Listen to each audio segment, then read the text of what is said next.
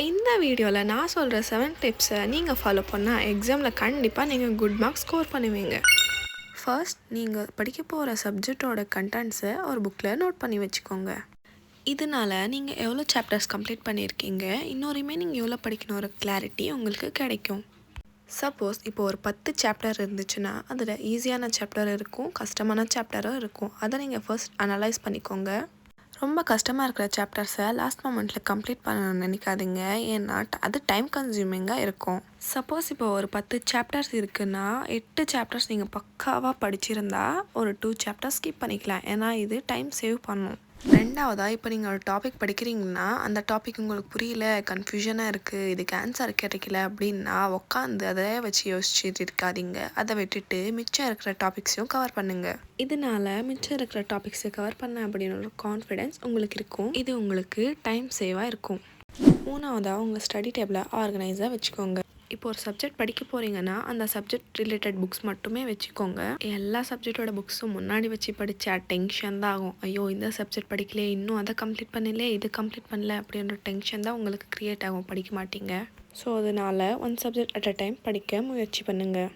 இதனால் நீங்களும் ஒரு சப்ஜெக்ட் மேலே நல்லா ஃபோக்கஸ் அண்ட் கான்சன்ட்ரேஷனோட படிக்க ட்ரை பண்ணுவீங்க.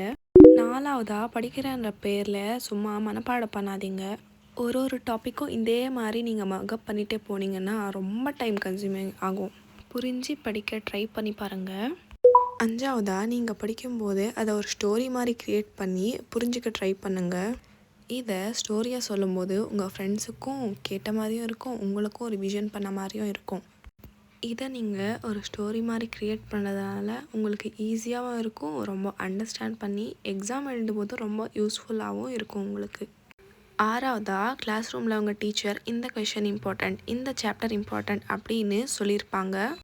ஸோ படிக்கும்போது அதையும் கவர் பண்ணி படிக்க பாருங்கள், கண்டிப்பாக எக்ஸாமில் வரலாம். ஏழாவதாக, கண்டிப்பாக ப்ரீவியஸ் இயர் கொஷின் பேப்பர்ஸை ரிவ்யூ பண்ணி பாருங்கள்.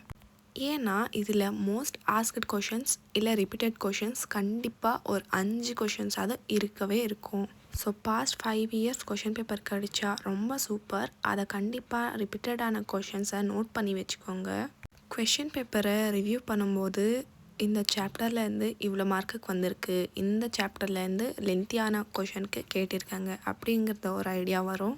மோஸ்ட் ஆஸ்க்ட் சாப்டர்ஸ் இதில் உங்களுக்கு தெரியும். எட்டாவதாக, நீங்கள் படிக்கும்போது உங்கள் மொபைல் ஃபோனை தூரமாக வச்சு படிக்க ட்ரை பண்ணி பாருங்கள். ஏன்னா மொபைல் ஃபோன் கிட்ட வச்சு படிக்கும்போது ஏதாச்சும் சும்மா மெசேஜஸ் வரும்போது ஈஸியாக டிஸ்ட்ராக்ட் ஆகிடுவீங்க. ஸோ எந்த டிஸ்ட்ராக்ஷன்ஸ் இல்லாமல் நல்லா படிக்கணுன்னா கண்டிப்பாக நீங்கள் ஃபோனை அவாய்ட் பண்ணி தான் ஆகணும்.